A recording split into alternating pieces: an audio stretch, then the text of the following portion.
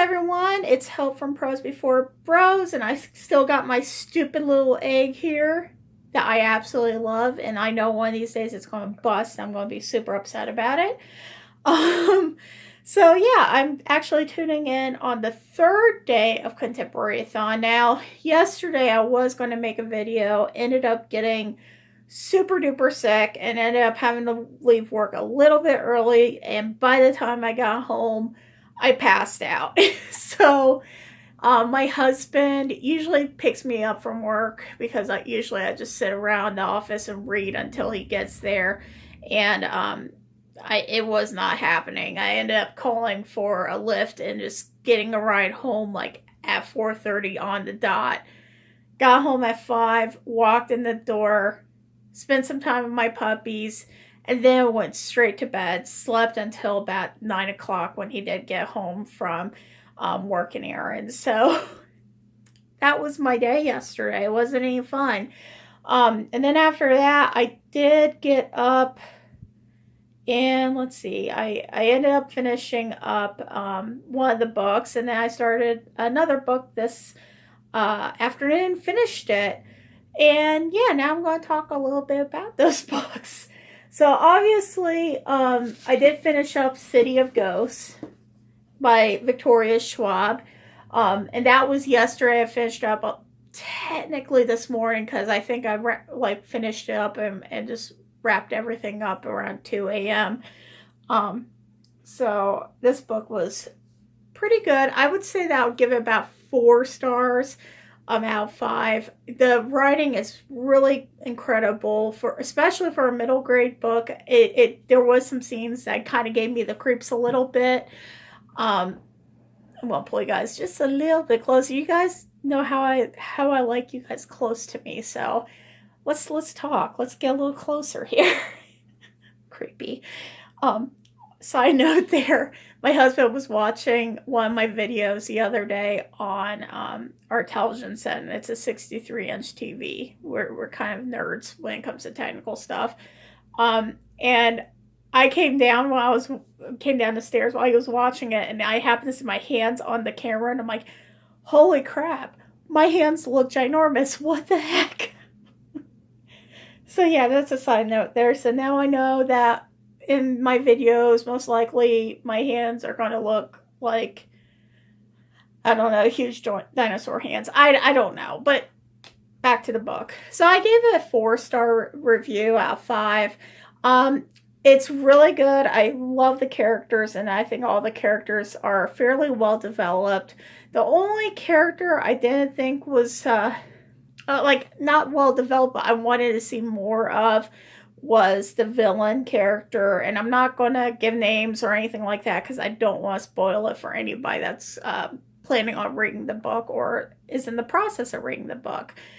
It is middle grade, so it's a very fast read.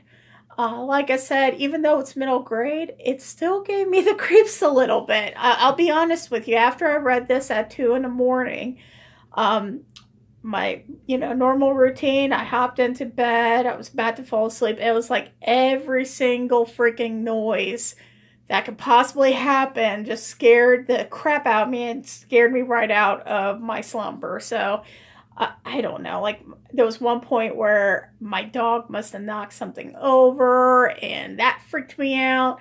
And then what was it? I think I was like I like to listen to like thunderstorms when I'm getting ready to sleep, thunderstorms or like fireplaces, like those campy little YouTube videos that you can find online that's supposed to help you fall into a deep sleep. There would be like a sun noise in it and freak the hell out of me. It was just really, really rough. But this book is very good. I've heard a lot of people say that they had mixed reviews about it, and I guess it just really depends on the audience and what your preferences are. I know I like creepy books like this, and I like a little bit of that whimsy. And yeah, I mean, it's a good book. I'm just trying to think of some things that would probably be deterring. I know that one thing that might deter some people from reading this book is there was a lot of references to like Harry Potter throughout the book. And I think that it's just showing kind of, in a sense, it's showing the character, how the character has that vibe. You know, she likes, you know, wizardry, and did I say that right? She likes that kind of world. She likes that kind of whimsy, I guess. And one thing that I've mentioned before is sometimes I get so tired of hearing the pulp culture references, like, you know, so and so pulled out her iPhone and started texting her friend to meet her at Starbucks. Like, those things kind of bother me. The Harry Potter references at first is a little bit kind of sort of annoying, but over time I just realized it was a part of that main character's personality. It helped kind of drive that personality out a little bit. So just to let you guys know what the book's about, it's about this girl. She is, I want to say 13 years old, 12 or 13 years old. Her name's Cassidy. She had a near-death experience when she was a little bit younger, and ever since she had that near-death experience, she ends up getting a gift. I'm going to put that in parentheses, well, quotations there, because some people say it's a gift, some people say it's a curse, but she has the ability to lift the veil between the worlds of the living and the dead, and she's able to communicate with the dead, and one of her best friends is actually dead, so she has that constant interaction. And her parents, her dad's a little bit of a skeptic, I believe. I believe he just likes to study the folklore and legends. And her mother is actually the person, she's the believer in the group. And they have a TV show that they just started up. So one of the things that they had to do was go over to Edinburgh. Did I say that right? They pronounce it in here. And I get mixed up. They had to go to Scotland. We're going to just say that. They had to go to Scotland to do some filming, and while over there, Cassidy experiences a lot of paranormal things, like paranormal situations, and a lot of characters that are in this realm of the dead. So I don't want to give too much about it, because like I said, I like that element of surprise for you guys. I want you to be able to enjoy this book if you decide to pick it up. Like I said, it is a 4-star review. The only two things that I saw possible grievances with it is the villain. I kind of wish that they had a little more character development for her. Gave a little bit more, maybe a backstory, and possibly just kind of pulled her in a little bit. Maybe expanded. There we go. Maybe expanded her interactions in the book. Maybe give her at least another chapter or two to really develop her and really get that sense of why you want to fear her. I feel like they kind of rushed into a resolution there. So that's the only thing that really bothered me. And then again, the pulp culture reference of Harry Potter, that bothered me at first. I learned to grow with it and accept it and move on. So yeah, I did finish this one late last night. The other book that I did do, and I told you guys I planned on doing, it was back and forth on my contemporary TBR, and I decided the hell with it, I'm going to go ahead and do it, is Sheets by Brenna Thumler. And Sheets is basically my non-traditional choice. So it's a graphic novel, and I have to say, I didn't want to give it a full 5 stars, but I would say a 4 as well if I had to really pick it out. It's a really beautiful, beautiful book. Go ahead and pull some pictures out here. That way you guys could kind of look. So it's told in like 2 different storylines. Well, it's the same storyline, but it's like 2 different characters that you kind of get a perspective on. So our first character is Marjorie, and I think Marjorie's like probably like 15 or 16 in this book, and then they never really give her age, but I'm assuming just based on some of her interactions that she's around that age. And then you have ghosts. And the ghost character that is in this book is named, Wendell. So what ends up happening is Marjorie is, like I said, she's probably about 15 or 16 years old, and her mother had passed away very unexpectedly. Prior to her passing away, the family owned a laundromat, or like a laundry service. And the laundry service was down on the ground floor, and the family lived upstairs above it. So think about like Bob's Burgers almost. Unfortunately, the mother passes away, and the father goes into just this great, great deep depression.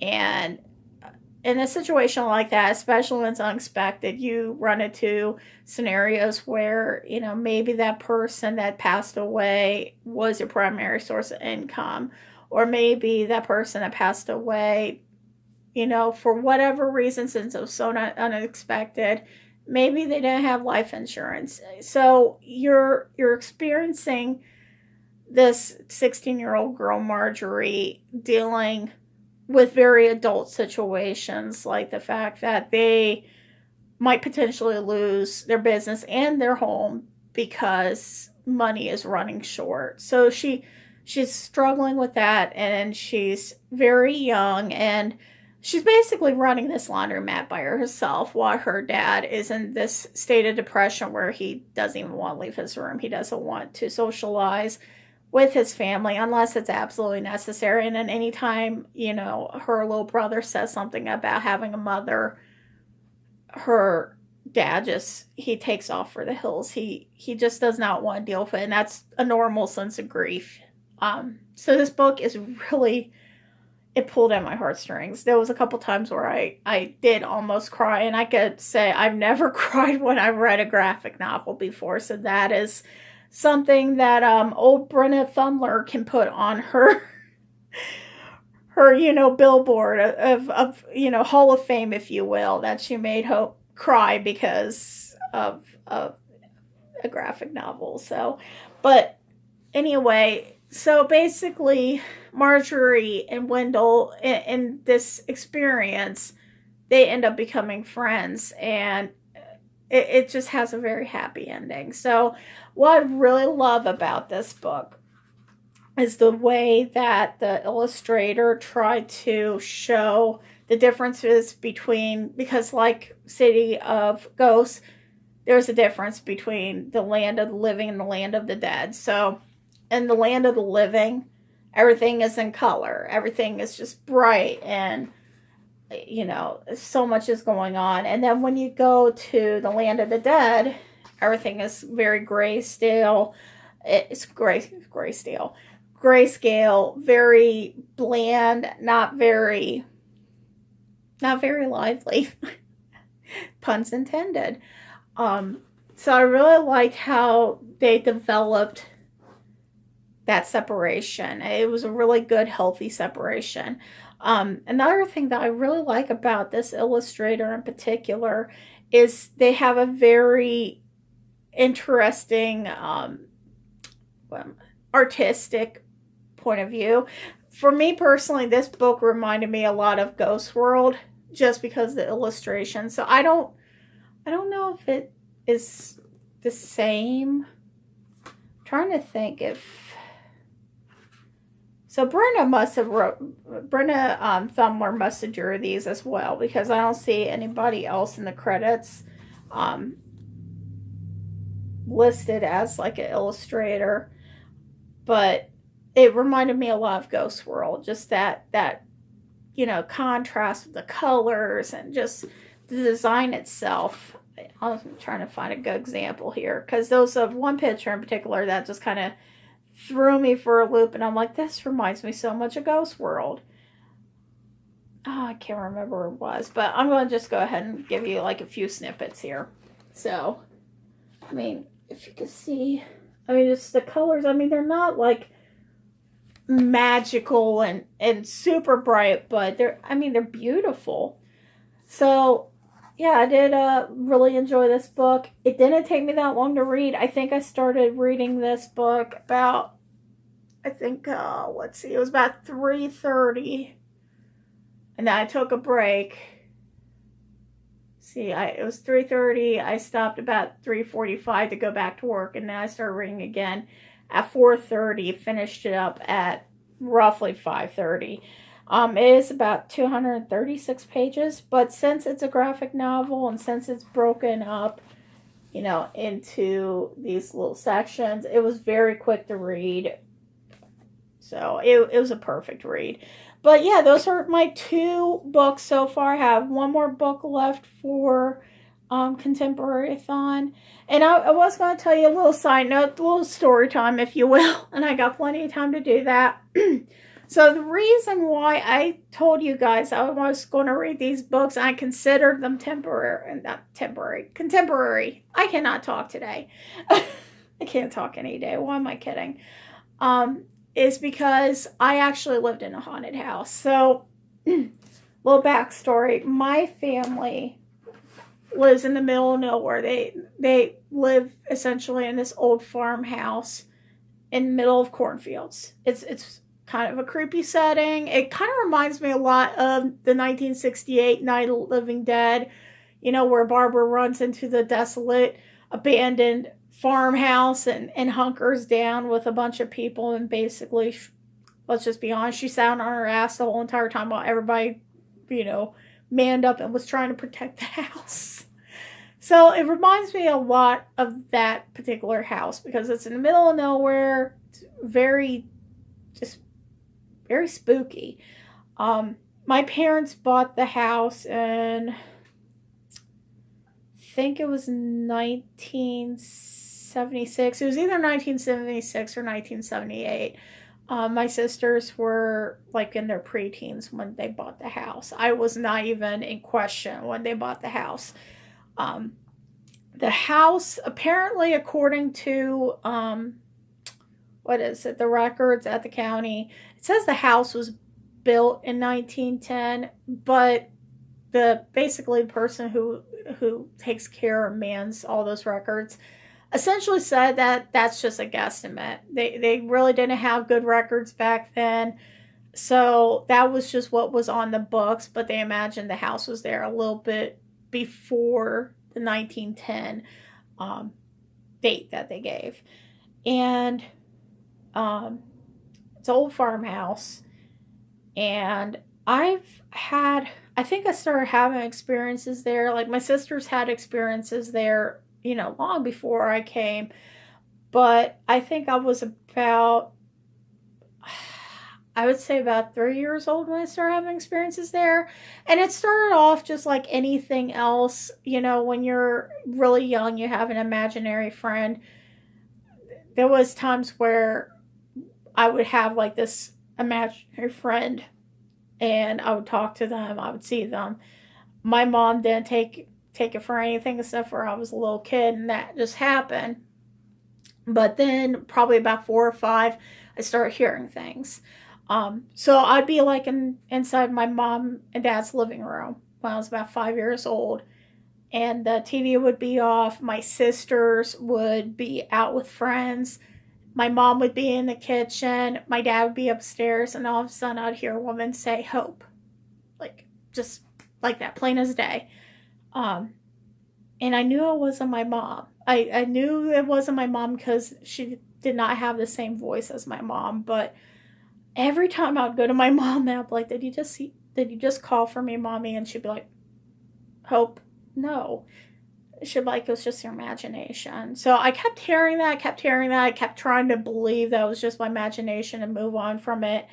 Around the same time, my oldest sister, who's the most logical person I have ever met, she woke up one night in her bedroom and she saw a boy standing at her doorway. Now, to back it up a little bit, my sister was sound asleep, and she heard our dog at the time, Henry, growling at the end of the bed. So she would yell at Henry to kind of knock it off because she thought he was just being a jerk. I mean, he was kind of a jerky dog, but we still loved him. I'm getting goosebumps here. And she woke up and she saw a boy at the end of the bed. So that was her experience. I hadn't seen anything up to the point until I was like 8 years old. I just heard things. And then one night I was 8 years old and I was asleep. I wasn't asleep. I was in bed. I remember that. I was in bed and my dad had just put me down for bed. And I remember my mom was working at the time. My dad was in his room asleep. And I just had this sense that somebody was staring at me. And it was really creeping me out. And I had like a teeny tiny night light inside the bedroom.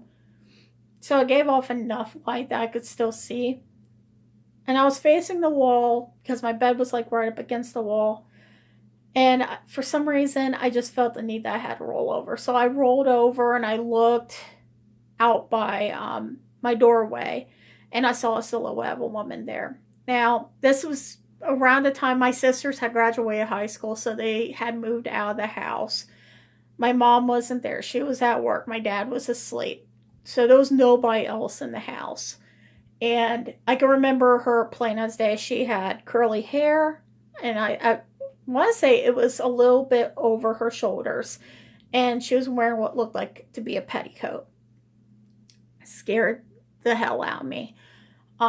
If you can imagine what it would be like to be an 8-year-old and see something like that and know that it's just not logical for it to be there, it was just downright terrifying. And I stared at her. It had to have been at least a good 5 minutes because it was for a while. I sensed her. Really creepy. She was even, you could tell by like the shadow that was hitting her face as she was smiling. Not like in a menacing way, but in a way that was still, I mean, she wasn't supposed to be there. Nobody was supposed to be there. So I had that happen. And oh God, that scared the hell out of me. Just a side note, my husband is downstairs and I bought him a Star Wars timer. It's like a kitchen timer and it's the Death Star and it just made it scary freaking noise and it sounded like a shriek and I was like, oh my God, she's back. So yeah, back to my story. After that period, after that incident, I was having things happen quite a lot. I remember that I would hear things a little bit more. Like there was one night it was daylight, it was in the middle of the day. I was upstairs and I think I was in the bathroom brushing my hair and my dad was gone. This was probably when I was about 13 or 14. I was old enough to stay home by myself. And why I did that, to this day, I still question my sanity. But my mom was at work. My dad was out somewhere. And again, this is after my sisters had moved out of the house. I was brushing my hair. And all of a sudden I heard this cackle. And it was like a man's cackle coming from my sister's old bedroom that my mom had made into a guest room, essentially. And it was so loud. And it was right across, the way that the house is set up, that room is right across from the bathroom. So, again, this is an old house. So, they only had one bathroom at that time. It was upstairs. In order for me to get to the stairs, I had to run past the back bedroom. We always called it the back bedroom. I had to run from the bathroom down the hall, all the way down to down the stairs. And I was shaking. It was so scary. It was so terrifying. I remember I left the house and I went to my next door neighbors and I hung out with my friends at my next door neighbor's house because it was just downright terrifying. I don't know what that was to this day. Every time I go past that room when I'm visiting my family, I still get the creeps. My dad, he wasn't too much of a believer. He had weird things happen to him, but he would always brush it off. My mom, on the other hand, she had weird stuff happen. There was one time I was not in the house at all. I was out with a friend, and I came home, and she was freaking out. And it turned out that, now this is the dead of winter, so there was no windows or anything open upstairs. She was downstairs and all the doors upstairs slammed shut, like simultaneously, like slammed shut so hard that it shook the house. Scared her to death. Like she did not want to talk about it at all. Like I remember when my dad told me about it and I asked her about it, she's like, we're not going to talk about it. So that was kind of the scary. So that was kind of the thing that I had to deal with. And I mean, there's still weird stuff that happens from time to time. But since I don't live there anymore, I don't really get to experience it that much, and I'm relieved. This is actually the first time I've never had to really deal with it in a long period of time. The first 5 years, I've hadn't ever had to experience it and deal with that again. So, yeah, scary story time, guys, with hope. So I definitely do believe in ghosts. I believe in the paranormal. I don't question it. But yeah, if you guys live in a haunted house, I feel ya. So yeah, that's the reason why I decided to do those two books, first two books for the readathon, because I really wanted to do a story time with you guys. If you guys have questions about the books at all, or recommendations on the books, or other books out there, if you will, please go ahead and put them down inside the comments below. As you can tell, I'm still trying to recover with my voice. And let me know what you guys think. If you guys want to hear more story time about my haunted adventures, I'm sure I have plenty of other stories as well. Actually, one more thing too. When I was 17 or 18, I think I was 18, evidently one of my friends pissed off whatever was inside our house at that time, and he was making jokes about it and just saying that he thought the house itself, like whatever was in it, was just, I guess, not real, or essentially it was a phony. And he was like, it can't scare me. This was in our kitchen. He was going on and on about this. My parents were on a camping trip, and it was him and one of my best friends, Heather, at our house. And he was just talking. He was just talking it up. He was just being a complete jerk. And I kept telling him, you need to stop, because if you're going to talk like this, something's going to happen.